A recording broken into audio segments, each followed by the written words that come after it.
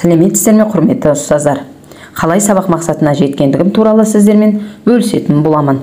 Сабағым 5-ші сынып Қазақстан тарихы пәнінен алтын адам археологиялық ескерткіштер тақырыбында ұйымдастырылды.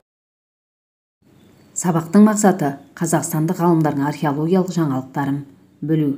Зерттеу сұрақтары бойынша Есік обасынан табылған алтын адамның кім екенін білу үшін иллюстрацияларды, құжаттар мен артефакттарды қолдану болды. Сабағымда негізінен интерпретация, дәлел мен маңыздылық концептілеріне басымдық бердім. Сабағымның құндылығы ретінде археология 2025 7 жылдық жоспары аясында төл тарихын білетін, бағалайтын, ұлттық жәдігерлерді мақтан ететін, санасына сіңірген ұрпақ тәрбиелеу. Сабақ барысында жеке, жұптық, топтық тапсырмалар арқылы оқушыларды оқуға тартуға жұмылдырдым.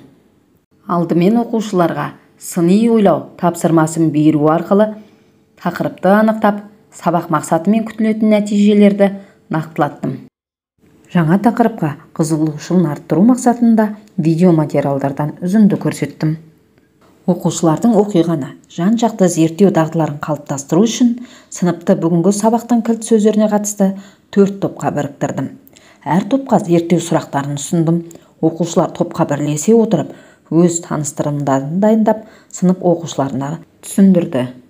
Көңілімнен шыққаны, таныстыруын жасау барысында әр топ өзіне берілген зерттеу сұрақтары бойынша өз қиялдарындағы суреттер арқылы қосымша материалдарды пайдаланып, зерттеу жұмысын сәтті қорғауы және өз ойларын тұжырымды жеткізуі болды.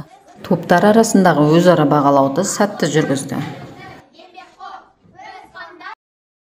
Ерекше білім беруді қажет ететін оқушылар тақтада алтын адамдарды картаға орналастырып, тапсырмаларды белсенді орындады. Бұл тапсырманы басқа оқушылар ұялы телефон арқылы QR кодпен орындайды. Сабағымыздың бекіту сәтінде QR код арқылы тесті тапсырады. Жеке, жұптық тапсырмалар орындау барысында оқушыларда белсенділік байқалды. Сабақ соңында Padlet тақтасының көмегімен оқушылардан кері байланыс алынды. Кері байланыстың мазмұнында оқушылар тың мәліметтерді меңгергенін және де сабақтың қызықты өткенін жазып қалдырған. Арнайы дайындалған бағалау парағы бойынша оқушылар сабақ кезіндегі өз белсенділіктерін бағалау критерийлеріне сәйкес 10 балдық жүйемен бағалады.